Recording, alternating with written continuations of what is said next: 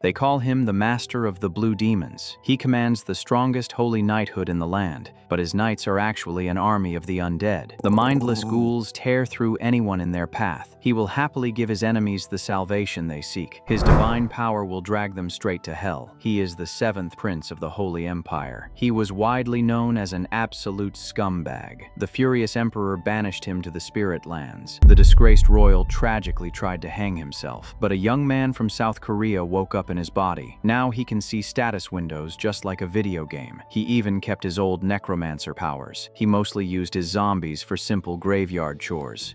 He really just wanted to enjoy a quiet, happy life, but the villagers forced him to investigate the dark woods. His peaceful exile was suddenly interrupted. The desperate villagers begged him for help. A terrible plague had supposedly wiped out their town. When he went to investigate, he sensed a murderous aura. The abandoned village was swarming with aggressive zombie mice. He desperately tried to fight them off with a shovel. When he activated his dark skills, something strange happened. A massive wave of holy water washed over the undead. It instantly purified the filthy creatures and stopped the attack. It turns out this prince's body is overflowing with divine energy, which means his dark magic has mutated into holy necromancy. He soon discovered a young girl named Charlotte wandering the ruins, but she was already turning into a zombie and tried to attack him. He easily disarmed the infected girl with a swift strike. He firmly pinned her to the cold stone ground. His holy energy washed over her and successfully purified the deadly infection. Shortly after he saved her, the missing villagers finally showed up. They immediately started begging the tired prince for even more help,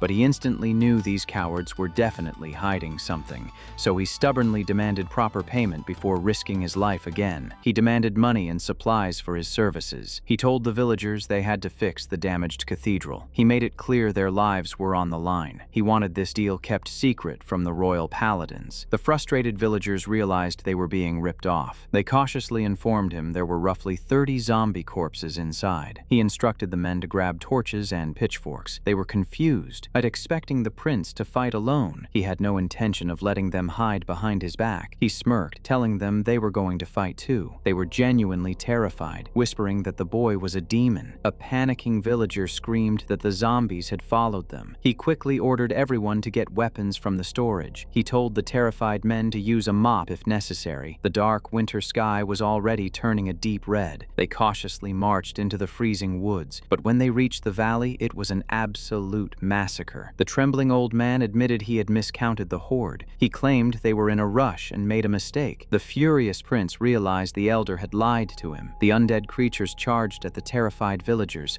A vicious zombie tackled a grown man to the ground. The prince activated his magic interface to take control. A massive wave of pure holy water flooded the cavern. He was surprised by how effortlessly the divine magic worked. The young boy had actually been a high-level necromancer in his past life. He had volunteered to beta test a virtual reality game, but a freak accident fried his physical nervous system. He still remembered the smell of his own burning flesh. When he woke up, he was trapped in this fantasy world. The only major problem was the body's overwhelming divine energy. Using his magical skills rapidly drained a massive amount of physical power. He realized he couldn't simply rely on his holy magic to survive. One of the older men recognized his infected wife in the horde. He couldn't bring himself to kill the woman he loved. The mindless ghoul completely ignored his desperate tears. The prince kicked the monster away before she could bite him. The rotting female zombie crashed hard into the stone pavement. The prince aggressively ordered the grieving man to accept that she was dead. The villager was devastated, but there was no other choice. Her body was rotting, and her soul was permanently trapped. The only ethical thing left to do was end her misery. The dark creature shrieked and prepared to lunge again. The mourning husband foolishly threw himself in front of the monster. The prince watched in panic as the foolish man sacrificed himself. The hungry zombie bit into his exposed neck without hesitation. It was tragic, but the prince couldn't afford to hesitate now. He channeled another powerful burst of divine energy to finish it. A massive pillar of light crashed down from the ceiling. The holy strike instantly vaporized the remaining aggressive zombies. The white-haired girl named Charlotte silently watched with wide eyes. She sadly recalled how autumn and winter were always plague season. She had brutally lost her entire family to the terrible sickness. She vividly remembered begging her zombified parents for mercy. She had tried to desperately barricade herself inside inside her room. She tragically saw their familiar eyes turn a glowing, demonic red. The mindless monsters had mercilessly devoured her innocent neighbors. Her infected mother had burst straight through the thin wooden door. The ruthless zombie sank its sharp teeth into its next screaming victim. Charlotte had barely managed to escape the terrifying midnight slaughter. She was forced to aggressively fight back just to stay alive. She repeatedly stabbed the zombie to protect herself. The bloody trauma still haunted her every single waking moment. She had been abandoned by absolutely everyone she ever knew. She truly believed nobody was coming to rescue her. She sat completely alone in the dark, waiting for the bitter end. But the prince's pure, holy magic had miraculously pulled her from the brink. She gasped for clean air as the horrible infection finally faded. She woke up in a strange bed, completely disoriented and confused. One of the loyal guards was silently watching over her. He explained that the village was still swarming with dangerous zombies. He told her to stay safely inside while the brave prince handled it. But she clearly heard the terrifying sounds of battle outside.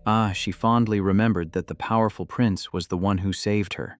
She realized he was actively risking his life for the weak village. She recklessly threw open the wooden door and sprinted directly outside. She was determined to find him and join the battle. She saw a massive burst of holy energy light up the sky. The prince's divine power was perfectly eradicating the massive undead horde. Meanwhile, the prince was physically exhausted from clearing out the dark graveyard. He had single-handedly annihilated a massive mountain of rotting zombies. The grateful villagers joyfully celebrated, cheering that he had saved them. The unique holy power had successfully purified the corrupted outdoor area. The prince ordered everyone to quickly find the bodies of their families. He generously offered to help them officially complete the necessary purification ritual. They desperately had to bury the remaining corpses to prevent outbreaks. The prince realized the spirit lands had an unnaturally high monster spawn rate, but even taking that into account, this brutal attack was highly unusual. He casually asked the village elder if he had noticed any suspicious strangers. The cowardly man claimed the deadly plague started unexpectedly. The prince smartly deduced that a rogue necromancer was likely behind it. Whoever it actually was clearly had to be incredibly nearby. He aggressively ordered the tired villagers to finish the cleanup. The prince collapsed onto his bed, completely drained of all magical energy. But his brief peace was interrupted by another sudden scream. The frantic villagers claimed the zombies had kidnapped a local girl. A beautiful, popular young herb gatherer named Morianne was declared missing. The exhausted prince reluctantly agreed to form a new search party. A highly skilled local hunter named Hans volunteered to guide them. The men immediately sprinted back toward the incredibly dangerous spirit lands. Tracking the mindless undead through the thick winter snow was incredibly easy. The obvious trail led them directly into a massive underground cavern. The entire cave was fiercely radiating with pure demonic energy. It was the perfect hidden hideout for a truly dangerous dark magic user. The men formulated a silent plan to sneak carefully inside. The prince confidently prepared his heavy weapon to face whatever was waiting. A monstrous zombie bear violently lunged directly out of the deep shadows. The massive beast violently knocked the young prince into the hard wall. He barely managed to block its lethal claws with his sturdy shovel. He activated his system skills to forcefully push the dangerous monster back, but the giant bear easily shrugged off the holy water attack. The pure divine magic entirely fizzled out against its incredibly thick hide. The prince realized he was rapidly draining his power just to heal his wounds. The angry beast aggressively stomped toward him for another brutal strike. The system menu revealed it was a rare monster called King of Predators. A powerful necromancer had artificially buffed its massive physical strength. He realized he absolutely couldn't safely beat this massive creature physically. The fully enraged beast furiously charged at him with terrifying speed. Suddenly, a familiar female figure bravely leaped down from the high rocks. Charlotte viciously stabbed the giant bear right inside its glowing eye. She had secretly followed their rescue search party to the dark cave. The prince furiously yelled at her for recklessly putting herself in danger. The enraged bear violently swatted her out of the air like a rag doll. The bloody jaws opened incredibly wide, ready to swallow her whole. Charlotte desperately tried to hold the highly monstrous jaws forcefully shut. It violently pinned her to the cold ground and prepared to tear her apart. The prince violently immediately unleashed a powerful burst of holy energy to interrupt it. The divine blast violently knocked the giant bear completely off its balance, where he quickly pulled Charlotte away from the massive monster's snapping jaws. But her fragile arm was unfortunately already infected with a dark curse. The prince noticed a strange dark shadow slowly creeping across the wall. He accurately realized the real enemy Necromancer was manipulating the battle. To make matters worse, a completely fresh horde burst from the ground. The massive undead army successfully surrounded them inside the narrow tunnel. The prince furiously slammed his trusty shovel into the dirt and unleashed his skill. A boiling geyser of holy water erupted beneath the terrifying undead bear. The divine torrent forcefully pushed the heavy beast backward into the stone wall. The massive monster roared in agony as its cursed flesh rapidly melted away. A final holy blade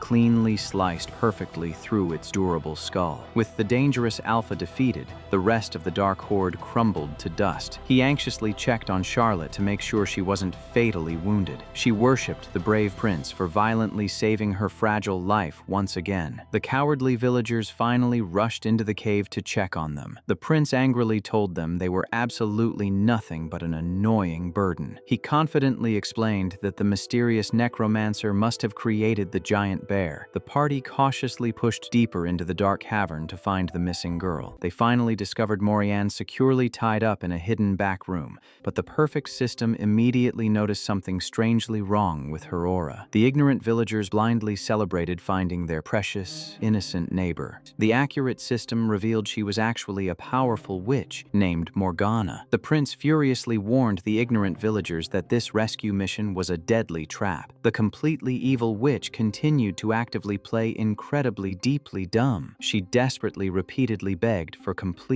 unearned, absolute physical mercy. The prince calmly revealed that every single thing about her was a complete lie. She falsely claimed the real evil necromancer had violently tortured her. The prince confidently offered the disguised witch a vial of concentrated holy water. She looked at him in absolute terror as her clever cover was instantly blown. She aggressively refused to drink the holy liquid, proving his dark theory. The dark magic illusion instantly shattered around her frail, elderly body. She frantically summoned a horde of skeleton warriors to fiercely protect herself. The prince easily smashed right through the brittle bones with his heavy shovel. Charlotte aggressively tackled the angry elderly witch directly to the stone floor. They quickly tied the dangerous dark necromancer back up with her own ropes. Morgana confessed she was heavily paid by the dark occult to assassinate him. She was absolutely furious that he had so easily dismantled her master plan. He coldly told the villagers they could decide the evil witch's final fate. The grieving men furiously demanded that she pay for her deadly, unforgivable crimes. They universally agreed to leave her body in the wild for the hungry beasts. The prince finally understood the terrifying reality of these royal power struggles. Before they left, he greedily looted all of Morgana's dark magic research books. He quickly tossed the rare spell tomes directly into his system inventory. He desperately needed to study her research to understand the upcoming wave of death. If he honestly wanted to survive the royal assassins, he had to master his skills. Back at the church, he eagerly read through the confiscated dark magic books. The text detailed exactly how basic zombies could evolve into stronger ghouls. It also revealed that all undead were instinctively drawn to the spirit lands, and the massive migration known as the Wave of Death was rapidly approaching. Charlotte politely handed him a fresh cup of tea while he studied intensely. He felt a bit bad letting her do all the chores around the church. Their peaceful morning was suddenly shattered by heavy armored footsteps. A squad of heavily armed holy knights aggressively marched into the cathedral. The system quickly identified their stern leader as Vice Captain Harmon Dian. Harmon aggressively demanded to know how the prince had captured the dangerous witch. The loudmouthed villagers had apparently been bragging about his heroic combat deeds. Harmon was incredibly suspicious of the prince's newfound overwhelming physical strength. He gravely revealed that Morgana had completely razed 5 entire villages in the past. The prince nervously played dumb and insisted the villagers had done the fighting. Harmon then aggressively asked where he had hidden the witch's powerful spellbook. books. The prince calmly lied to his face and confidently claimed her bookshelf was empty. He absolutely wasn't going to let these arrogant knights steal his new treasure. Alan gripped the heavy sack of coins hard. There was a large bounty of 80 gold for capturing the Dark Witch. Harmon handed the money over as a reward for his courage. Alan grinned at the thought of his growing fortune. Harmon declared that their business was concluded. He ordered the young prince to pack his belongings. The deadly wave of death was fast approaching their current location. Harmon revealed they were relocating to the Rona fief. Rona was a sturdy fortress built to stop the undead horde. The guard had gathered soldiers and prisoners there to fight the zombies. Harmon warned him that they expected massive casualties. The prince was expected to perform the funeral rites for the fallen. Lord Genald Lepin welcomed the prince to the fort. Alan ignored the pleasantries and demanded to be taken to his room. The Rona fortress was known as a sacrificial outpost. The people stationed there were meant to stall the undead. They had to stand firm against the zombies for an entire month. Dozens of chained prisoners were marched toward the front lines. Harmon assured Alan he just needed to heal the injured. Alan knew that thousands of people died here every year. Harmon explained they had 80 clerics capable of performing purification rituals. The regular soldiers were trained to help with the burials. The knight mentioned that some priests died from sheer overwork. Alan snatched a wine bottle to calm his nerves. He reminded Harmon that his primary duty was to protect him. The young prince shut himself inside his private quarters. He stood alone in his room with the stolen bottle. He dropped his spoiled act and uncorked the wine. He channeled a burst of divine energy into his hands. The liquid inside the bottle mutated into pure holy water. He planned to stockpile as many bottles as he could. A long musket was mounted on the stone wall. He pulled the heavy gun down to inspect it. Guns in this world operated on pure mana instead of gunpowder. The required energy output made them terrible for combat. Even seasoned magicians struggled to form a few mana bullets. Alan examined the firing mechanism of the antique weapon. He infused the metal barrel with his unique holy aura. He aimed the heavy rifle toward the sturdy door. A concentrated beam of divine energy shot across the room. The system confirmed he had created a bullet from divine energy. The massive recoil launched the boy backward. The holy blast blew a massive hole straight through the wall. Harmon rushed over after hearing the destructive noise. He scolded the perimeter guards for losing their focus. The knight remembered hearing something suspicious from the prince's quarters. He suspected the troublemaker had broken something inside. Harmon pondered how a weak brat defeated an experienced necromancer. A strange noise interrupted his quiet thoughts. He peeked around the corner to check on the prisoners. He yelled at a figure holding a large shovel. The prince stood there wearing a dark plague doctor mask. Alan was outside digging graves in the freezing snow. The beak mask contained purification magic to prevent infection. A wealthy noble named Haith Hedron approached the working boy. Haith mocked the disguised prince for his menial labor. He assumed Alan was doing community service as a punishment. The other arrogant nobles laughed at the supposed commoner. Haith boasted about his high status and powerful family. He pointed his finger toward a nearby servant. Charlotte was quiet while carrying a basket of sweet potatoes. Haith admitted he had tried to harass the innocent girl before. Alan ignored the arrogant nobles and tried to walk away. Haith grabbed the shovel handle to block his path. He shoved Charlotte toward the disguised prince. The noble threatened to punish them both for their disrespect. Alan clamped his hand down on the noble's fingers. Haith screamed as his bones almost snapped. He ordered his personal guards to attack the insolent servant. Alan raised his heavy shovel to strike back. He slammed the metal blade down with terrifying force. The heavy strike shattered the stone pavement. The masked prince glared at the fallen aristocrat. Haith recoiled in genuine terror. The terrified noble scrambled backward into the snow. Alan pinned the coward to the ground. He aimed the sharp edge of his shovel at his throat. Harmon sprinted forward to stop the violent confrontation. Charlotte tried in desperation to explain the situation to the knight. Harmon warned the masked figure to stand down. Alan activated a powerful compulsion spell to silence them. Ethereal blue chains erupted from the ground to bind the men. Harmon realized he was unable to speak. He recognized the binding magic as pure divine energy. Alan stared at the captive knight. He ordered Harmon to state his true identity. The knight revealed that this was the Holy Emperor's grandson. Alan turned his attention back to the trembling noble. Haith was paralyzed by fear. The masked boy smiled and demanded a sincere apology. Harmon later locked the prince inside a holding cell. He explained that striking a noble carried strict consequences. The prince was put under house arrest for the week. week. Alan claimed he was fine staying inside. Harmon patrolled the high fortress walls during the snowstorm. The prisoners struggled to clear the mounting snow. The guards whispered about the prince's compulsion magic. The soldiers noticed a suspicious lack of zombie activity. The anniversary of the Demon King's death was fast approaching. The warning bell echoed across the freezing valley. Bloody footprints stained the pristine white snow. A massive ghoul chewed on a severed human arm. The panicked guards ordered the heavy gates to be closed. Injured soldiers were dragged back inside the courtyard. A masked cleric reported a massive ambush. The undead had attacked their rear formation without warning. Harmon ordered every available man to the walls. He yelled for the soldiers to prepare their defenses. The clerics rushed to heal the bleeding survivors. A soldier wondered how the monsters hid beneath the snow. Undead creatures normally acted on mindless instinct. They lacked the intelligence to execute a coordinated ambush.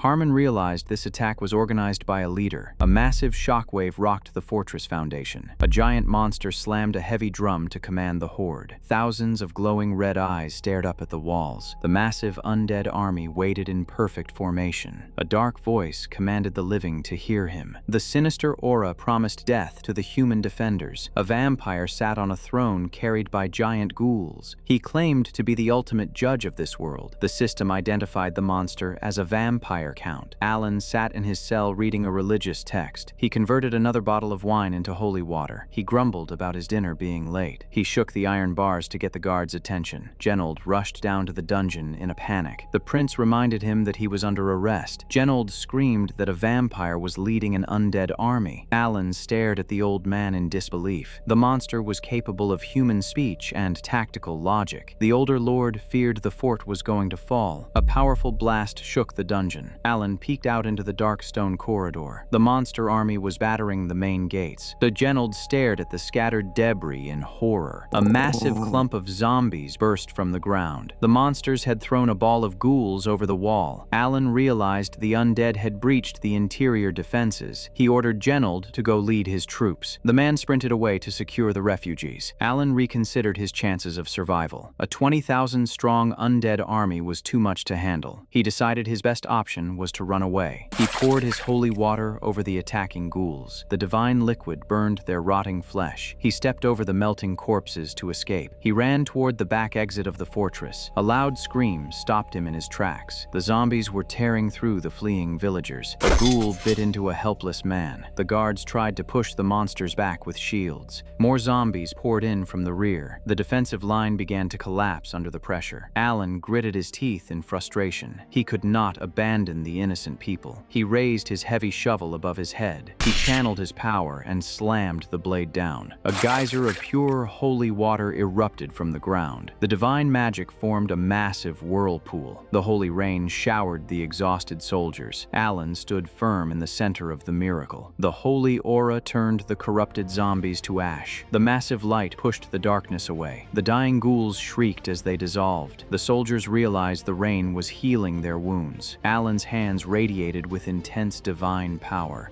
The men believed they were witnessing Goddess Gaia's blessing. A young boy pointed at the masked prince. The holy water swirled over Alan. A guard realized only pure holy blood could manifest this power. Alan projected the majestic aura of his grandfather. The legendary hero Celt Ulforth was revered by all. He approached the surviving villagers to offer aid. A grateful mother held her child close. The woman thanked him for saving their lives. The crowd of survivors cheered for the masked cleric. Alan brushed off their praise to focus on the battle. He commanded the uninjured soldiers to follow him. The men rallied to back up the paladins outside. A soldier warned that their standard weapons were useless.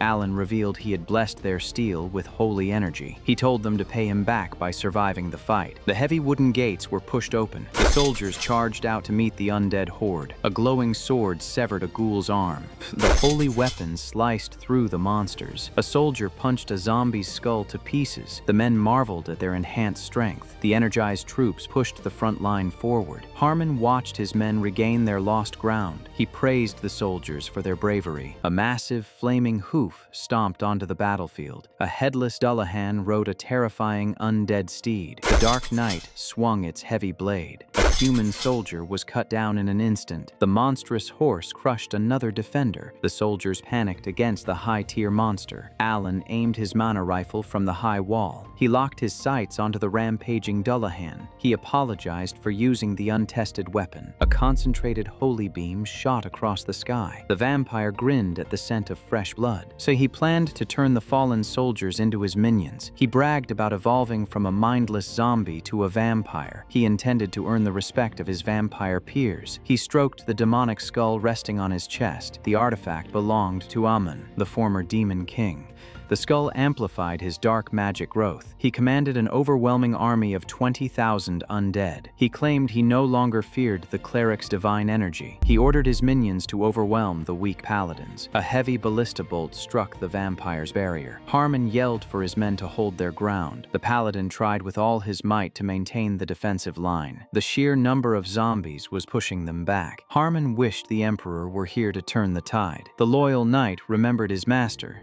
Charlotte stood beside him, holding a bundle of swords. She stated that Prince Alan would protect the village. She walked forward to supply the exhausted soldiers. Harmon was stunned by her calm demeanor. The young girl blocked an attack and kicked a weapon to a guard. Harmon realized he could not let himself be distracted. He wondered how a mere servant was so strong. He refused to be outdone by a little kid. The paladin tightened his grip on his sword. The vampire glared at the stubborn human resistance. He commanded his forces to break through the lines. The ghouls formed a massive sphere of tangled bodies. The zombie ball was launched toward the fortress. Harmon prayed for strength to protect his men. A brilliant blue aura erupted from his broadsword. He leaped high into the air to meet the attack. He unleashed a devastating, holy slash. The powerful strike split the zombie mass in two. The severed monster parts rained down onto the snow. Harmon landed hard on the frozen ground. He realized the severed zombies were still moving. The undead could only be stopped by destroying their heads. He cursed his failure to eradicate the threat. Charlotte blurred past him with a glowing blade. She decapitated a crawling ghoul. She slaughtered the remaining monsters without mercy. Harmon noticed her form was reliant on brute force. Her wild strikes lacked any refined swordsmanship. He recognized her stance as the Holy Emperor's personal technique. Charlotte looked back at the stunned paladin. Harmon demanded to know where she learned that royal swordplay. Charlotte insisted she was just the 7th prince's maid.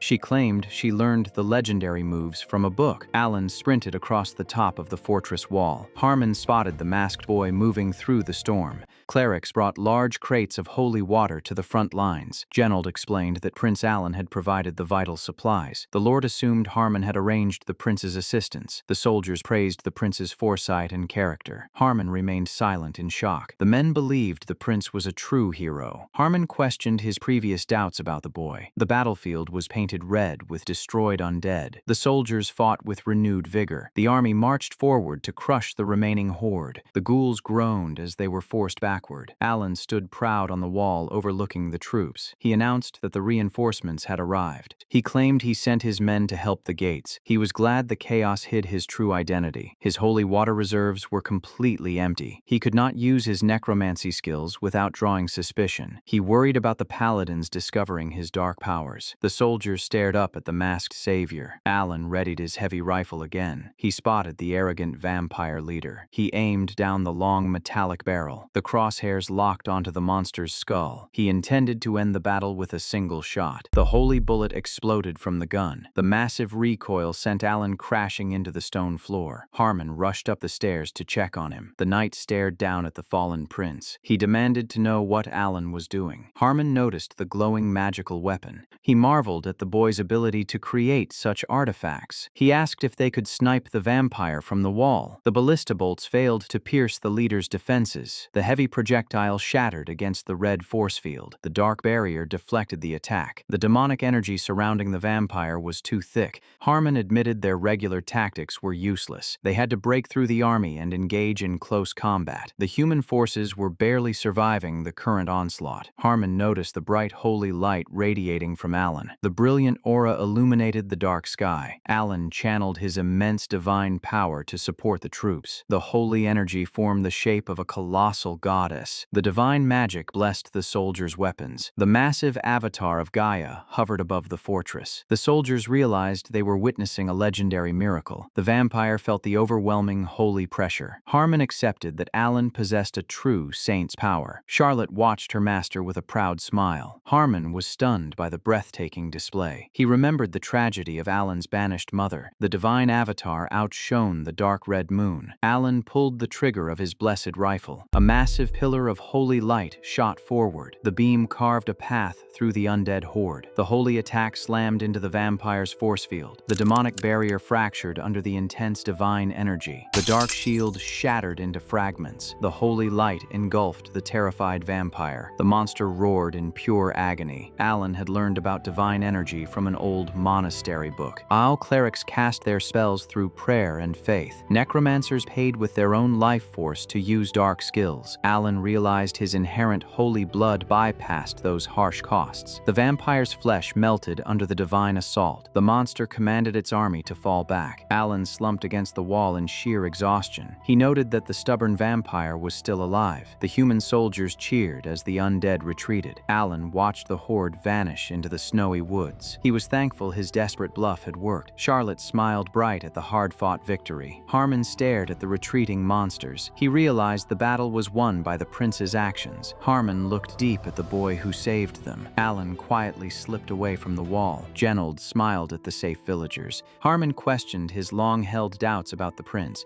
He wondered if the amnesia had reformed him. The knight recalled the boy's tragic childhood. The nobility despised Alan's mother, Lady Eulescia. She was a kind woman from a rival nation. Her heritage made her an outcast in the Holy Empire. The emperor hated her presence in the royal family. The first prince's father took other concubines to secure his power. Eulescia gave birth to Alan despite the constant political pressure. The young prince loved his gentle mother. They shared brief moments of peace in the hostile palace. A rogue vampire attacked them during a quiet evening walk. The monster killed Eulescia and cursed the first prince. The trauma warped Alan's personality into a cruel troublemaker. People believed the tragedy broke the boy's mind. Harmon wondered if Alan had regained his original kind heart. The boy possessed an astounding amount of pure divine energy. Harmon realized the prince was powerful beyond measure. He questioned why Alan hid his strength all these years. He suspected the prince was planning revenge against his enemies. The boy had suffered at the hands of the palace nobles. The royal court had never shown his mother any mercy. Harmon concluded Alan wanted to destroy the vampire that ruined his life. He believed the prince faked his terrible behavior to train in secret. Harmon felt a deep sense of loyalty to the young boy. He realized Charlotte was a skilled bodyguard assigned to protect him. The paladin felt immense guilt for failing to save Eulescia. He vowed to protect the prince's secret crusade, but first they needed to survive the current crisis. Harmon stomped into the snowy courtyard. He asked the nearby guard if he was out on patrol. The knight approached the masked soldier with suspicion. Harmon drew his sword and attacked without warning. He slashed the hidden monster standing near the gate. The soldier was revealed to be an undead infiltrator. Several brooms dropped to the ground as the disguised monsters attacked. The undead readied their weapons to strike the paladin. Harmon swung his blade with lethal precision. The holy steel destroyed the remaining infiltrators. He ordered the troops to halt their advance. The severed ghoul collapsed lifeless into the snow. Harmon rushed back up to the wall to confront Alan. He told the prince to drop his weapon. Harmon asked if his men were prepared for the next wave. The undead army would return stronger at midnight. He questioned if Alan had used necromancy. The prince denied the accusation in a panic. Harmon insisted that Alan was the one who raised the dead. The prince claimed he lost his memories and didn't know how he did it. Harmon accused him of making a dangerous pact with a demon. Alan tried with desperation to explain his chaotic situation. The boy asked if Harmon was going to report him to the Inquisition. Harmon stated that it was his sworn duty. Alan panicked, worried he would be tortured. The paladin dropped to one knee before the prince. Harmon swore his ultimate loyalty to Alan. He promised to protect the prince until his dying breath. Alan stared at the bowing knight in sheer bewilderment. The prince realized Harmon had misunderstood his motives. Alan felt relieved but nervous about the intense loyalty. Harmon promised to keep a close eye on the boy's safety. He referenced Alan's younger, kinder self. The knight told him to focus on the battle ahead. The blood-red moon illuminated the dark sky. Harmon wished the prince a Merry Christmas. The vampire roared, signaling the return of his undead army. Alan realized the timing of the attack matched the holiday. The vampire declared his intention to slaughter them all. The massive ghouls surged forward with renewed strength. The dark energy surrounding the vampire swelled. A pillar of pure demonic power erupted into the sky. Harmon ordered his men to hold the defensive line. A soldier trembled as the dark aura stung his skin. The undead were stronger than their previous assault. Genold contemplated ordering a full retreat. Genold realized the saint was fighting alongside them. He cast a massive holy purification spell over the battlefield. The system activated the Mire of Death skill. A massive wave of pure, holy water crashed down. The divine flood washed over the battlefield. The soldiers watched the miracle with renewed hope. Genold realized the saint was fighting alongside them. The soldiers cheered for Lady Gaia's blessing. A holy blade pierced clean through a ghoul's chest. Harmon swung his sword with devastating force. He cut through the weakened undead with ease. He ordered his men to focus on the vampire leader. The vampire sat furious on his dark throne. The monster gritted his teeth in pure anger. He realized his holy wounds were refusing to heal. Harmon lunged toward the distracted vampire. A massive ghoul stepped in to block the paladin's path. The giant monster prepared to crush the human knight. The vampire mocked Harmon's desperate attempt. The monster gathered dark energy to counterattack. Alan realized his holy water was not enough. He knew the vampire could sense his divine aura. He planned to lure the monster into the narrow corridors. Alan sprinted away to find a better tactical position. A huge chunk of stone smashed into the ground near him. The vampire unleashed a massive dark blast. The demonic attack threatened to annihilate the entire area. Alan fired his holy rifle to intercept the blast. He yelled in frustration at the monster's overwhelming power.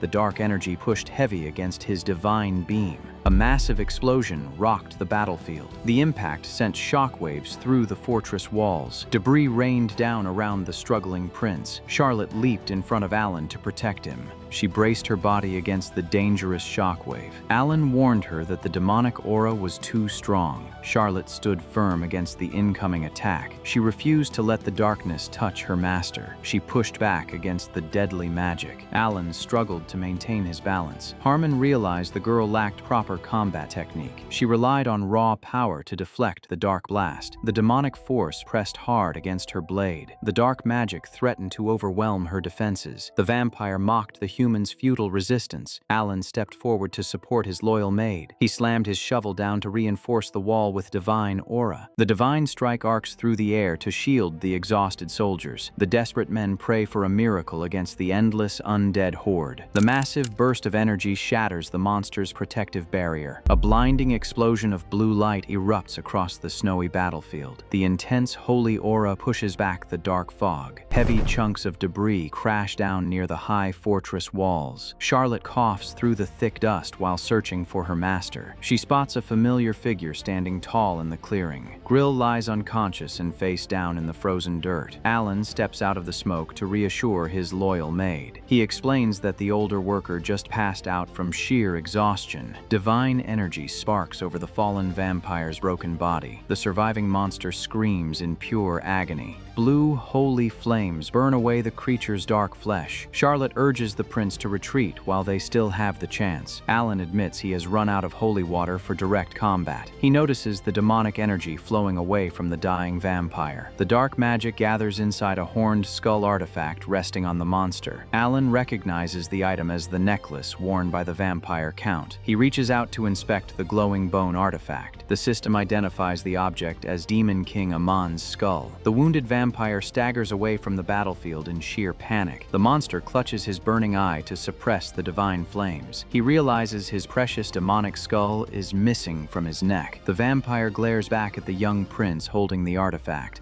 He lunges forward with his sharp claws extended to reclaim his prize. Alan remains calm against the desperate attack. He notes that the system window explained everything he needed to know. The system warns him that his divine power is lacking. The prince places the demonic skull over his plague doctor mask. Ethereal chains of divine energy erupt from the prince's body. The massive glowing chains bind the approaching vampire mid-air. Alan commands his new undead army to secure the frantic creature. The skeleton knights manifest to serve their new master. The bound vampire struggles in vain against the magical restraints. Alan towers over the captive monster with a cold gaze. The creature stammers in absolute disbelief at the impossible sight. He cannot comprehend an undead being wielding pure divine energy. Alan points the barrel of his heavy musket straight at the monster's head. The holy rifle hums with intense concentrated mana. The prince invokes the names of the saint and the Holy Spirit. He wishes the vampire a Merry Christmas as he pulls the trigger. The massive holy bullet obliterates the monster's skull. The divine blast sweeps across the snowy courtyard. Alan lowers his weapon as the dust clears. The remaining skeleton knights watch the terrifying display of power. The surviving vampire corpse crumbles into ash. 3 weeks pass since the wave of death struck the Rona fief. The villagers work hard to rebuild their ruined homes from the ground up. Grill stretches his sore back after a long morning of shoveling dirt.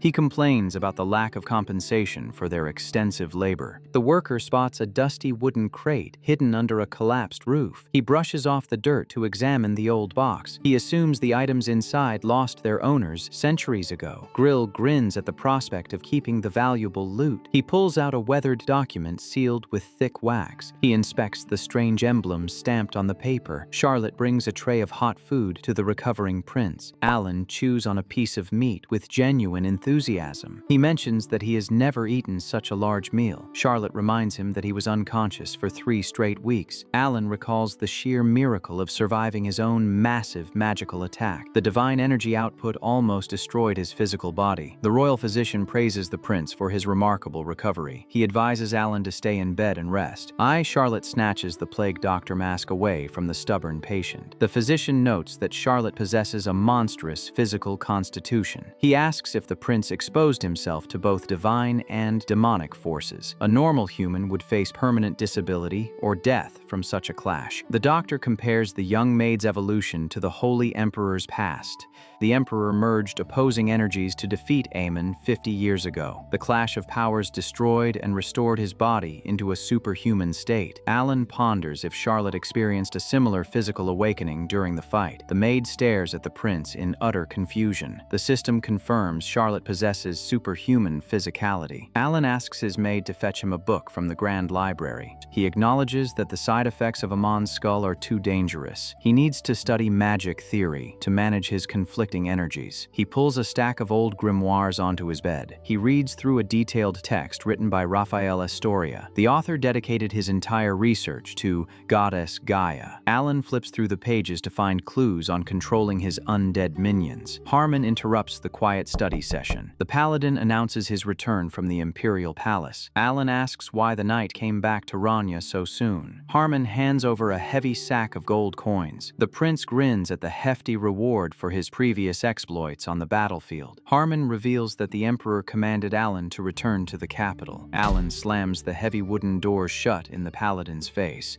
He orders Charlotte to ignore the persistent knight. He refuses to go back to such a dangerous political environment. The prince remembers the terrified necromancer who begged for his life. Alan still lacks any clues about the true mastermind behind that dark incident. He resolves to lay low and avoid the royal court at all costs. Harmon slides a threatening note under the door. The knight promises to force the issue if the prince continues to ignore him. Charlotte opens the door to find Harmon waiting outside. The knight claims he plans to stay at a local hostel with his father. He offers to escort the young maid through the dark streets of the fief. Harmon questions why the prince is so stubborn about returning home. Charlotte explains that Alan considers the palace too dangerous for his survival. Harmon understands the intense friction between the royal siblings. He clenches his fist in frustration over his inability to protect the boy. Grill waves to Charlotte from across the busy courtyard. Harmon recognizes the older worker from the recent battle. Grill stammers an excuse about always helping those in need. He asks Harmon to recount his grand tales of the recent fight. Charlotte watches the worker with a blank expression. Grill brags about ripping a toenail off the vampire count during the chaos. Harmon notices a strange paper clutched in the man's dirty hand. Grill claims he found the document resting on a nearby table. Harmon inspects the wax seal on the weathered parchment. He identifies the crest as the mark of the Haris family. The Haris Knights defended the Spirit Lands 50 years ago. The whole bloodline was wiped out by Aemon's forces. Harmon realizes Grill and Charlotte are the last surviving members of the noble house. The worker breaks into a nervous sweat under the knight's intense gaze. The paladin concludes that the survivors aided Prince Alan from the shadows. Harmon praises their unwavering loyalty to the crown. The clueless worker nods along with the grand misunderstanding. Harmon vows to bring the two heroes back to the capital for proper recognition. He offers to write Charlotte a recommendation to become an official paladin. Grill panics at the thought of taking the girl to the imperial palace. Charlotte states that she will never abandon Prince Alan to seek her own glory. Harmon agrees to drag the stubborn prince along with them to the capital. He plans to use whatever excuse necessary to fulfill his sworn duty. A royal carriage carries the group toward the bustling capital. Alan complains about the sudden change of plans. Harmon smirks at the disgruntled young prince. Alan flips through his heavy grimoire to pass the time on the road. He notes that the text references a second volume. Harmon assumes the prince is eager to visit the Grand Library. Alan admits he intends to hide among the books to avoid his dangerous siblings. The carriage crosses the main bridge into Laurensis. The Grand City is a massive upgrade from the frozen wasteland of Rona. Charlotte gazes out the carriage window in sheer awe. Harmon asks if the prince likes the vibrant scenery. Alan wrinkles his nose in visible disgust. He catches the faint but distinct scent of a vampire.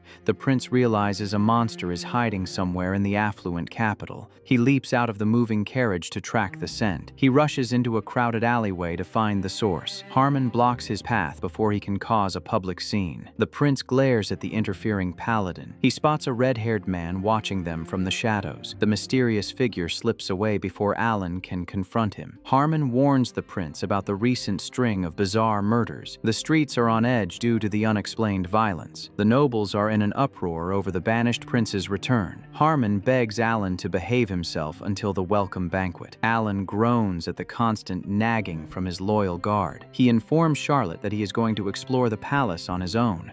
He instructs her to use his name if anyone questions her presence. Harmon promises to join them after he finishes his perimeter patrol. Alan wanders down the quiet stone corridors. He admits the lingering stench of a vampire puts him on edge. The prince decides to avoid trouble and stick to the safety of the library. He stops in front of a familiar stone statue. The monument bears the name of his late mother, Eulicia. An old gardener tends to the flowers near the base. The worker grumbles about the lazy palace staff. He barks at the prince to hand him a shovel. Alan realizes the old man mistook him for a servant due to his plain clothes. The prince grabs the heavy tool with a dark glare. He contemplates smashing the arrogant worker's head in for his disrespect.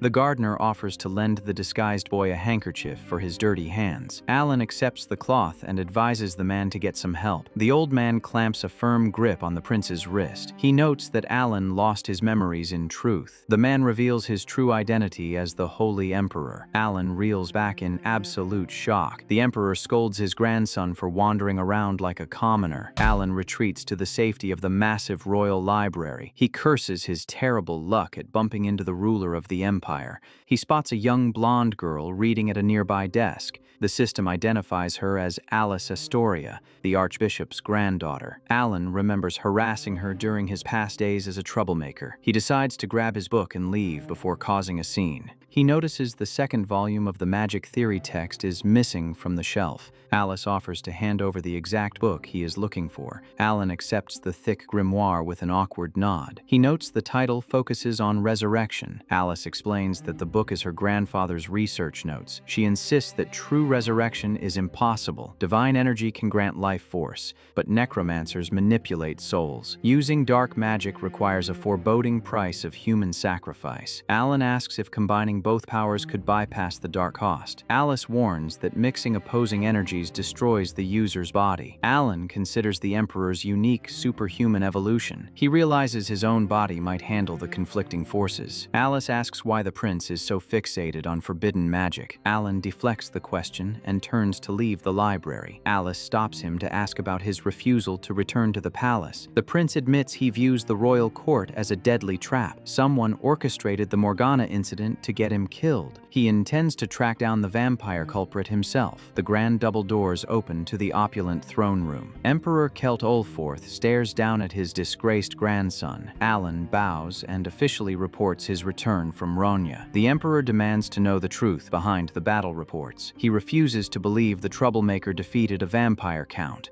Alan credits Harmon, Genold, and Charlotte for the victory. He hopes sharing the glory will keep him out of future trouble. The Emperor notes the boy's newfound humility. He dismisses the prince to rest before the upcoming banquet. The red-haired Count Fomor intercepts Alan in the hallway. Fomor claims he serves Prince Luan and the memory of Lady Eulicia. Alan recognizes the man as the spy from the alleyway. The prince senses the distinct scent of a bloodsucker on the noble. Fomor hands Alan a glass of expensive champagne to celebrate his return. Alan discreetly converts the alcohol into pure, holy water. He challenges the supposed ally to drink the glass himself. Fomor downs the liquid without hesitation. The noble smirks, claiming he drank it too fast. He drops the glass as the holy water burns his insides. Fomor doubles over, vomiting up corrupted black blood. Alan steps back as the disguised monster reveals his true nature. Blue divine flames erupt from the vampire's rotting jaw. Fomor glares at the young prince with pure murderous intent. But the vampire struggles to breathe as the holy water destroys his internal organs. He glares at the disguised prince with venomous red eyes. The monster wonders if the entire capital is infested with undead. Alan dashes through the crowded streets to follow the trail. He bumps hard into a passing servant. Harmon stops him from causing panic among the civilians. The prince glances around the empty courtyard for clues. He spots a severed head resting in a box of roses. The undead monster unleashes an ear-piercing scream. Alan draws a blade of pure divine energy. He swings the holy weapon to execute the abomination. The ruined head drops lifelessly into the flowers. He spots a red-haired man watching them from the alleyway. Harmon warns the prince about the recent string of bizarre murders. Harmon promises to report the incident as soon as they reach the palace.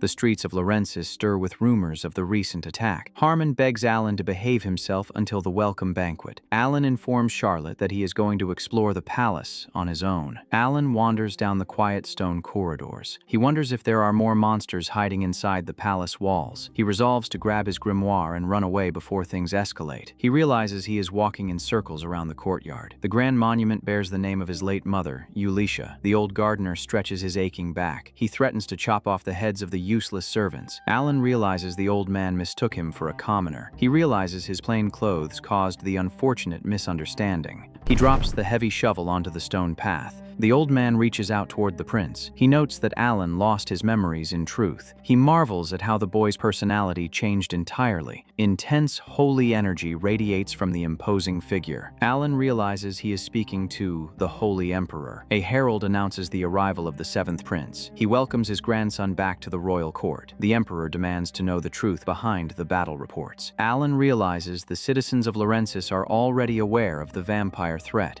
The emperor wants to confirm if the boy can actually slay vampires. Alan admits he killed the vampire count to stop the undead horde. He credits Harmon, Genold, and Charlotte for the hard-fought victory. He dismisses the prince to rest before the upcoming banquet. The heavy doors close behind the departing prince. The nobles kneel before their powerful ruler. The emperor marvels at how the wicked boy learned to acknowledge others' help. The Harais bloodline possessed no divine energy, relying solely on their sword skills. The report stated that Prince Alan used his divine energy to save the soldiers. He broke through the vampire's force field using a decorative gun. The archbishop states that the story is impossible to believe. The emperor rubs his forehead in deep frustration at their bickering. He remembers his late daughter-in-law, Eulicia. He wishes he could have picked Luan to succeed him. The emperor threatens to fight anyone who speaks out of turn. He demands silence from his useless advisors. A red-haired noble steps forward to diffuse the tension. Count Fomor suggests looking into the matter further before passing judgment. The system identifies the man as one of Luan's closest allies. Fomor Fomor requests that the 7th prince remain in the palace until Lady Ulysha's Remembrance Day. Alan arrives at the heavy doors of the Grand Library. He slips inside to avoid the chaotic palace maze. He spots a young blonde maid organizing the shelves. The maid flinches back in fear at the sight of the prince. Alan realizes she is deeply uncomfortable in his presence. He recognizes her from his past days as a royal troublemaker. He notes her nervous posture as she tries to avoid his gaze. He spots a thick grimoire resting on her desk. The system identifies her as Alice Astoria, the Archbishop's granddaughter. The book she is holding matches the one he needs to read. Alan cringes as he remembers calling the old man Gaia's little dog. He sighs and decides to borrow the books in silence. Alan quickly grabs a stack of books to hasten his departure. He realizes the specific volume on resurrection is missing from the shelf. Alice admits she was reading that exact book. Alan accepts the thick grimoire with an awkward nod. He notes the bold title focuses on resurrection. She insists that true resurrection is fundamentally impossible. Divine energy can grant life force, but only necromancers can retrieve a soul. Using dark magic requires a foreboding price of human sacrifice. Alice states that not even Lady Gaia could raise someone from the dead. Alice warns that mixing opposing energies would destroy the user's body. Mike Alan considers the Emperor's unique superhuman evolution and thinks it might be possible. Alice tells him to pray to control his divine energy better. Alan agrees and promises to turn the lights off when he leaves. Alice hurries out of the library without another word. She admits his aura felt different from the wicked boy she knew. The Archbishop finds his granddaughter standing in the dark corridor. Alice claims she was just studying in the library. The Archbishop knows she possesses extreme talent gifted by Lady Gaia. First, Prince Luan Olforth lies in his bed, covered in bloody bandages. The royal physician attempts to treat the severe wounds. Luan screams in agony as the holy magic burns against his curse. Alan reads the grimoire, convinced that resurrection is possible. Alan spreads a detailed family tree across his desk. Harmon asks why the prince needs the document when he should remember them. Harmon explains that Alan's life was ordinary when his parents were alive. The Paladin urges Alan to prepare for the upcoming welcome banquet. He warns that one mistake could subject the prince to intense ridicule. Harmon warns that Prince Luan might decide to make an appearance. He points to Luan's name on the family tree. The grand welcome banquet begins in the opulent palace hall. Alice attends the event, though her grandfather tried to stop her. Count Fomor intercepts Alice near the buffet table. The nearby nobles whisper about Fomor brown-nosing the commoners. Fomor laughs off the insult, claiming the nobles are not entirely wrong. Alice feels a deep sense of unease around the smiling man. She excuses herself, claiming she feels sick to her stomach. She hurries away to find a quiet place to recover. Count Fomor steps into her path once again. The grand doors open to reveal Prince Alan entering the hall. The herald announces his arrival under the protection of the Holy Empire. Alan stands tall in his pristine white royal uniform. The Count taps his foot, amused by the unexpected development. The nobles stare at him with clear disdain. Fomor steps forward to officially welcome the young prince. Fomor claims he serves Prince Luan and the memory of Lady Ulysha. Fomor firmly shakes the young prince's hand. The system identifies Count Fomor Daya as a vampire. The Count's hands are freezing cold to the touch. Fomor asks how the prince is enjoying the banquet food. Alan feigns ignorance and acts slightly drunk. Fomor asks how long it has been since the prince visited the palace. Alan complains that the food is lacking and demands a drink. Fomor hands Alan a glass of expensive champagne to celebrate. Alan discreetly converts the liquid into pure, holy water. The divine energy infuses the drink completely. He challenges the supposed ally to drink the glass himself. The holy water swirls inside the elegant glass. Fomor downs the liquid without hesitation. He smirks, claiming he drank it too fast. He laughs and admits he does not hold his liquor well. He drops the glass as the holy water suddenly burns his insides. The delicate crystal shatters against the marble floor. Fomor doubles over, vomiting up corrupted black blood. He clutches his burning throat in absolute agony. Fomor's wound refuses to heal under the intense divine assault. Fomor staggers away from the crowd to hide his decaying form. Harmon asks Alan why he deliberately provoked the noble. Alan reveals his suspicion that the Count is actually a vampire. Alan tells him to use context clues to figure out the truth. Fomor staggers down the empty stone corridors. He slams the heavy door shut behind him. He vomits another massive pool of black blood onto the floor. Blue divine flames erupt from the vampire's rotting jaw. Fomor glares into the darkness, enraged that the blasted little prince tricked him. Fomor clutches his face as black blood pours from his mouth. The disguised noble realizes he must consume fresh human flesh to regenerate. Someone knocks on the heavy wooden door. The wounded noble hides his ruined face from the visitor. He flashes a blood-stained grin and invites the guest inside. A young blonde maid enters to clean the guest room. She stops in her tracks upon seeing a massive pool of blood on the floor. Fomor devours the poor servant without hesitation. The door creaks open again a short time later. Two more palace maids spot the noble stepping out into the hall. Fomor greets the women with a warm smile and a pristine face. The servants blush under the charming noble's attention. He asks about the location of a specific maid named Milia. He claims he hired the girl to work at his own private fief. Fomor excuses himself to attend to other pressing matters. He turns his back on the grand welcome banquet. The vampire decides to pay the bedridden first prince a personal visit. Harmon examines a written list of suspected undead nobles. Alan warns his loyal guard that proving their true nature will be a massive problem. The prince notes that the guests are not primary vampires. Harmon asks his young master to explain the undead evolution process. Alan explains that vampires born in nature are considered primary threats. The monsters attending the banquet are weak secondary creations meant to infiltrate human society. Harmon admits that the palace guard lacks the means to root out the hidden spies. Alan reveals that the vampires steal body parts from dead humans to bypass divine detection. He pieces together the mystery behind the recent decapitation murders. The paladin realizes human flesh is far more resistant to ambient divine energy.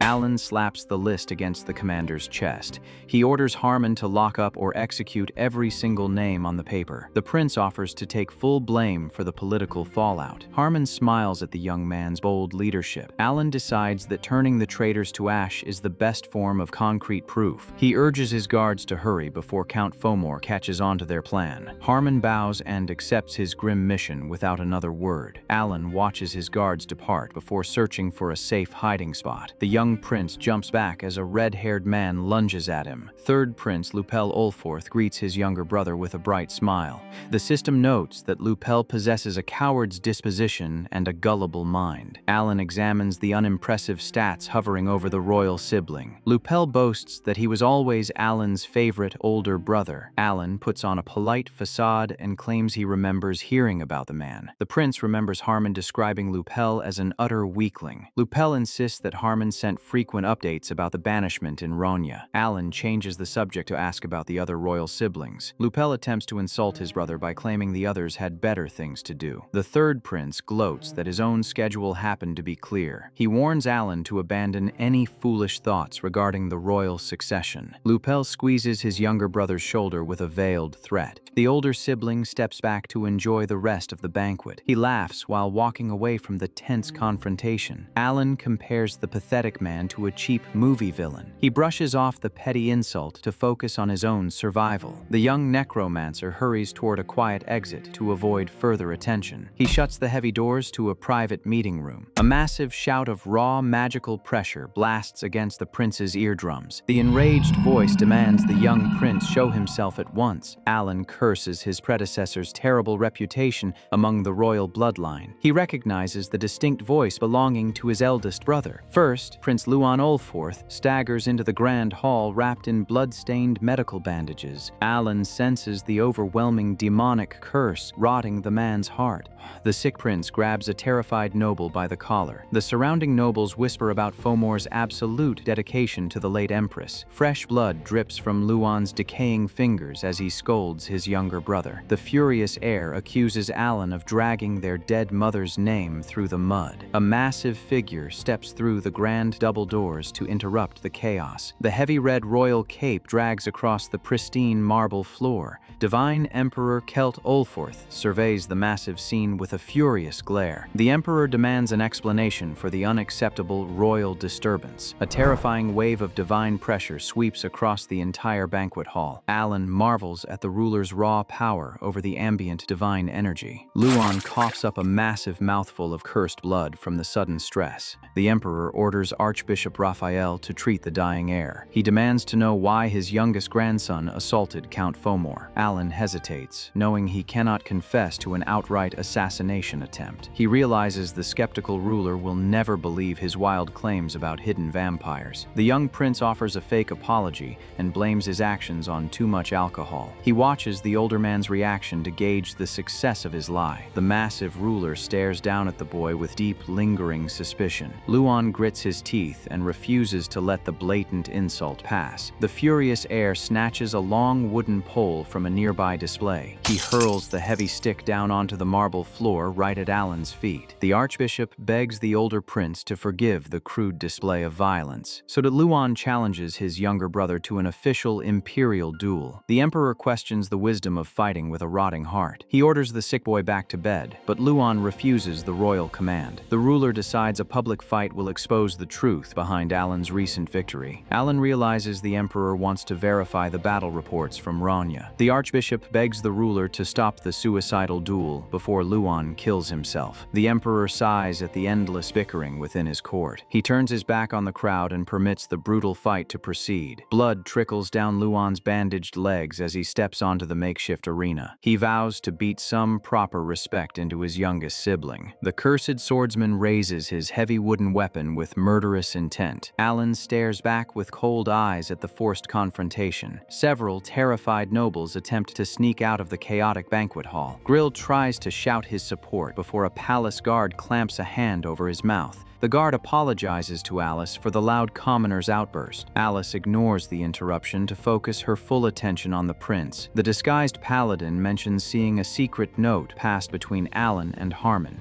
The young mage admits the entire situation feels quite suspicious. She remembers Alan testing Count Fomor with the poisoned drink on purpose. She shelves her dark theories to worry about the first prince's failing health. The loyal worker breaks free to get a closer look at the fight. Alice hurries down the grand staircase to intervene before tragedy strikes. Alan grips his wooden training sword and curses his terrible luck. He notes that his opponent looks ready to collapse without taking a single hit. He realizes the massive ruler expects him to defend himself against the attack. The archbishop steps forward to ban all usage of divine magic during the spar. The old priest claims a true hero would possess physical skills alongside divine power. Alan panics inside, knowing his physical sword skills are absolute garbage. He admits to himself that he never bothered learning proper melee combat. He scans the crowd and realizes his powerful bodyguards are busy hunting vampires. The cornered necromancer tightens his grip on the heavy wooden blade. He drops the useless weapon onto the marble floor in an act of open defiance. Luan assumes the boy is mocking him and demands the emperor begin the match. The tired ruler sighs and tells the boys to remember their blood ties. The emperor drops his hand as the first prince lunges forward with blistering speed. Luan brings his heavy weapon down in a devastating overhead arc. Alan manages to step back as the blade cleaves through empty air. The older sibling follows up with a rapid horizontal sweep aimed at Alan's ribs. The young prince throws his hands up and screams his surrender at the top of his lungs. The first prince freezes mid-swing in absolute sheer disbelief at the coward's display. The wooden training blade clatters against the stone tiles without causing harm. Alan begs for mercy to avoid fighting a man on death's door. The entire grand hall falls into a stunned, awkward silence. The divine emperor, buries his face in his massive palm out of profound embarrassment. He questions if his youngest grandson is trying to protect the dying heir's pride. Luan glares down at the kneeling boy with pure, disgusted venom. The eldest sibling reminds him about the emperor's command to honor their blood ties. The enraged swordsman smashes his wooden weapon into the ground right beside Alan. He accuses the boy of mocking his failing health by refusing to fight back. Luan unleashes a flurry of wild strikes in a desperate bid to provoke a reaction. Blood spurts from his rotting chest wound as he pushes his broken body past its its limit. Alan shouts at the silent emperor to intervene before Luan kills himself. The desperate necromancer decides to bypass the rules and summons his divine energy. A heavy iron shovel manifests in a burst of light to block the wooden blade. The watching nobles gasp in shock at the sudden appearance of the strange tool. Sparks erupt as the sturdy metal spade deflects the older brother's frantic assault with ease. Alan worries that the physical exertion will rupture Luan's cursed heart in full. Count Fomor watches the chaotic family drama unfold from the shadows with a dark smirk. Alan catches sight of the red-haired vampire enjoying the spectacle. The prince grips his divine weapon, realizing the monster orchestrated this exact distraction. He decides to end the pointless duel to focus on his true target. Luan brings his splintering wooden blade down in one final desperate strike. Blue divine energy erupts around the younger brother's defensive stance. Alan swings the flat side of his heavy shovel into the attacker's jaw. He promises to rip the cursed noble apart as he delivers the decisive blow. The brutal strike launches the first prince backward across the marble floor. The injured man sails through the air as his broken bandages unravel. Alan channels his remaining divine aura to summon his heavy musket. He chambers a concentrated round of pure divine mana with a cold glare. The archbishop panics, fearing the massive firearm will execute the defeated heir.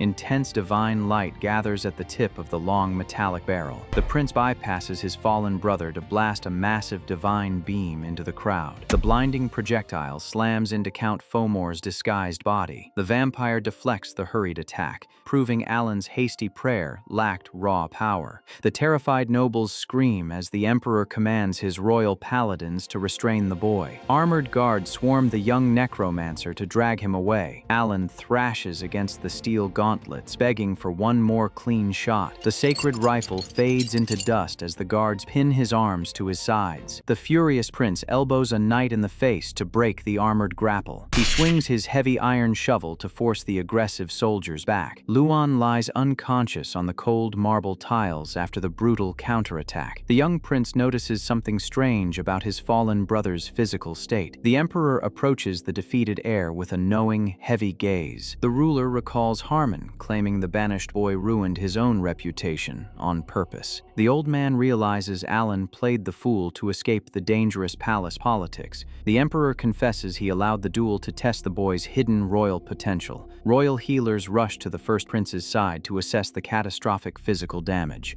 Luan's decaying body bleeds out as his long battle against the demonic curse comes to an end. The injured heir decides his final duty is ensuring his capable brother takes the crown. The emperor realizes Alan orchestrated the entire chaotic scene to eliminate Fomor. He notes that the massive sacred gun was aimed at the visiting noble alone. The frantic healers beg the emperor to pause his interrogation so they can save Luan's life. The ruler turns to his advisors to demand the current location of the paladin commander. A guard reports that the veteran knight vanished prior to the chaos erupting. Another servant states that the wounded Count Fomor retreated to the guest quarters. The divine emperor commands his royal guard to drag the suspicious noble back into the hall. The massive ruler cracks his knuckles, preparing to interrogate the man himself. He vows to dump pure divine energy onto the noble's head to reveal his true allegiance. The medical staff lifts the dying first prince to carry him to the royal infirmary. Alan shakes the heavy iron bars after being thrown into the palace dungeon once again. He kicks the thick metal door, frustrated that his divine bullet failed to destroy the vampire. He rests his head against the cold steel, terrified the monster will slaughter innocent maids to heal. The young necromancer realizes the surrounding halls are far too quiet for a palace on high alert. He deduces that the arrogant creature must have a solid escape plan in place. The capital is a death trap for any undead creature lacking supreme confidence. Alan remembers that a mere paladin commander lacks the legal authority to execute aristocrats. The hidden spies could use their noble status to stall any official sacred investigation. The delay would give the secondary vampires ample time to slip away after the banquet. The boy curses his fate, knowing he will be executed for treason if the monsters escape. Heavy footsteps echo through the dark corridor as someone approaches the cell. Third Prince Lupel steps into the dim light with an irritating grin.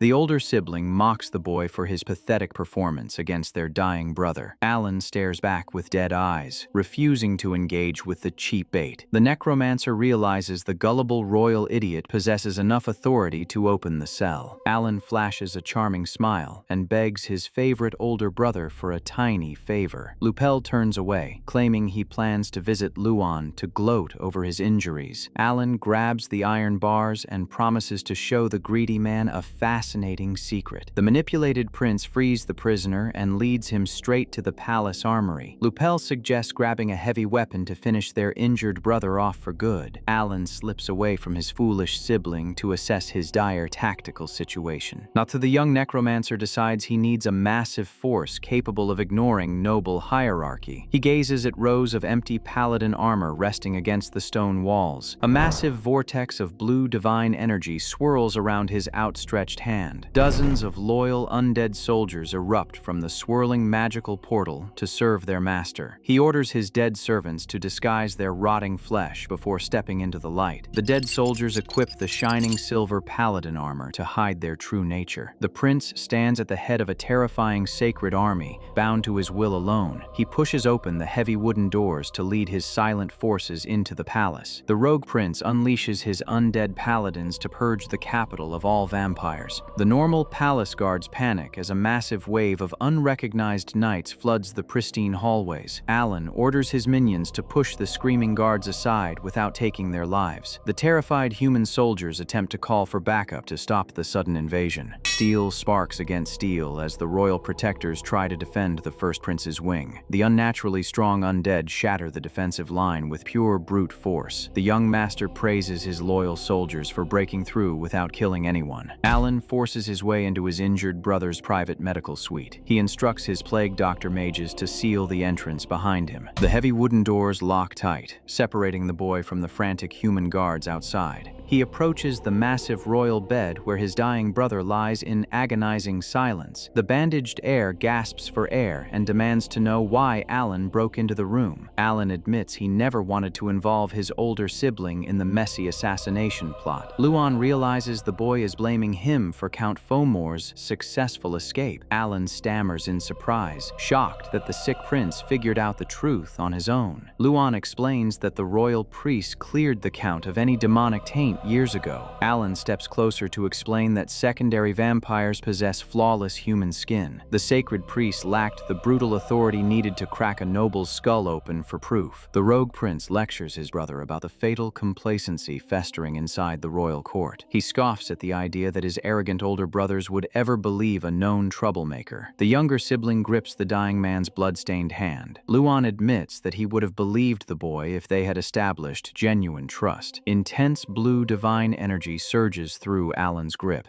as he channels his true power. He materializes the horrifying demonic skull of Amun over his face. The masked necromancer raises his heavy shovel and lunges at the helpless patient. The dying heir braces himself for the fatal, crushing blow. A massive wave of dark, cursed blood splatters across the pristine white bed sheets. The divine emperor storms down the red carpet toward the blockaded medical wing. The furious ruler smashes his heavy wooden staff into an undead knight's chest. He obliterates the front line of defensive guards with a massive burst of physical strength. The broken silver armor crashes to the ground, revealing the pale, rotting flesh hidden underneath. A terrifying undead face stares up at the absolute ruler of the empire. The old man reels back in horror, assuming his grandson surrendered to demonic forces. He notices the pure blue divine mana radiating from the monster's ruined chest cavity. The veteran warrior realizes that raising sacred undead breaks every known law of magic.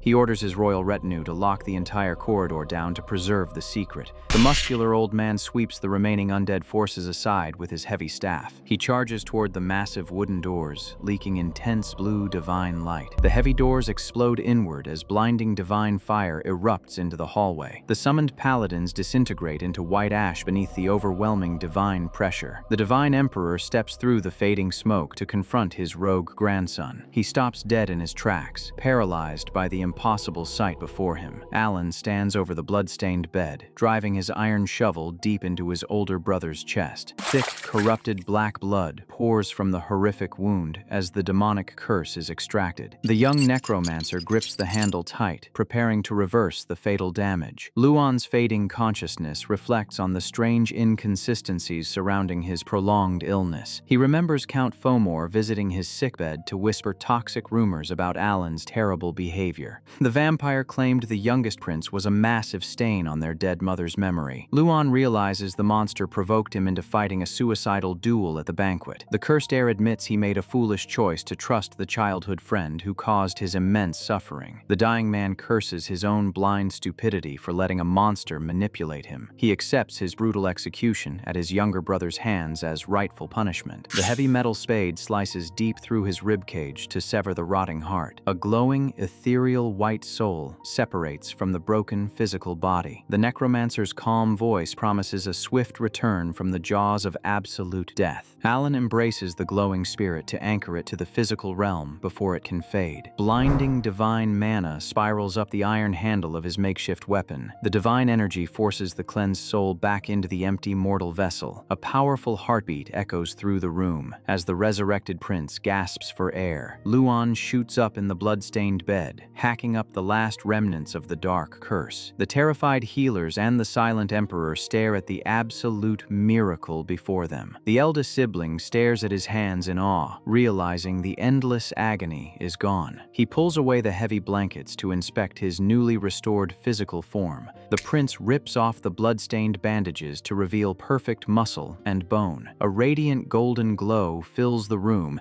as the heir celebrates his impossible second chance at life. The exhausted necromancer wipes a trail of blood from his own mouth after bearing the immense magical burden. Alan breathes hard, admitting the complex resurrection process drained his vast mana reserves. He begs his recovered brother to locate the missing paladin commander. The first prince throws a dark coat over his bare shoulders with renewed fiery vigor. Luan promises to hunt down the monster that ruined his life to settle their score. He flashes a terrifying grin as he accepts the violent burden from his younger sibling. The healthy heir strides out of the medical ward to begin his ruthless counterattack. Elsewhere, Harmon stands firm with a grim expression against an imposing armored knight. A young blonde noble steps forward to defend the paladin commander against the palace guard. The guards gasp in absolute shock at the impossible sight of the healthy first prince. Harmon rushes forward in tears, amazed that his master's horrific ailment has vanished. The loyal paladin freezes when Luan demands to see the secret list of vampire suspects. Luan explains that the youngest prince gave him a full briefing on the dire infiltration situation. The heir snatches the wrinkled document and curses at the sheer number of hidden enemies. A royal knight warns that several names on the list hold immense international political power. Luan pats the anxious paladin on the shoulder, reassuring him that the delay serves their plan. The prince declares his intention to exercise his absolute royal power to bypass all legal restrictions. Heavy black scythes drop to the floor as a terrifying new group of soldiers arrives. An entire squad of red-cloaked inquisitors emerges from the shadows to answer the royal summons. The Order of the Red Cross consists of elite killers trained to eradicate dangerous heretics. These specialized executioners bypass noble law to answer the direct royal bloodline. Luan thanks the masked warriors for answering his sudden call to arms. He reveals the list of traitors, promising to avenge his late mother's brutal murder. He orders the brutal executioners to rip open every single suspect's chest for a physical inspection. The ruthless prince demands that the inquisitors shatter the nobles' skulls to expose their true nature. He commands the elite squad to inflict maximum agony on the monsters who dared infiltrate his home. The furious heir crushes the list in his fist as the blood-stained palace purge begins. A massive blast of destructive red energy shatters the floor of the grand banquet hall. A disguised noble screams in terror as his personal bodyguard is obliterated. A red-cloaked inquisitor decapitates the screaming aristocrat with a curved scythe. The severed head erupts in foul demonic flames, proving the victim was undead. The executioners crush the burning remains, confirming the absolute accuracy of Alan's secret list. The brutal order echoes across the hall as the Red Cross begins a systematic massacre. Heavy black scythes tear through the elegant noble clothing clothing to shred the rotting flesh underneath. A desperate vampire begs for mercy, trying to maintain his perfect human disguise. Several terrified monsters abandon their covers and sprint toward the grand exit. Harmon watches the absolute bloodbath, eyes stunned by the sheer ruthless efficiency of the royal executioners. The paladin points out that Count Fomor is missing from the slaughter. Luan flashes a dark smile, confident that his younger brother is handling the bastard. In the dark guest quarters, Fomor struggles to heal his burning internal organs. The vampire swallows hard as a terrifying voice echoes through the empty bedroom. The Divine Emperor himself sits on the edge of the mattress with eyes full of absolute murder. The massive ruler crushes a stone artifact in his grip as he prepares to pass final judgment on the traitor.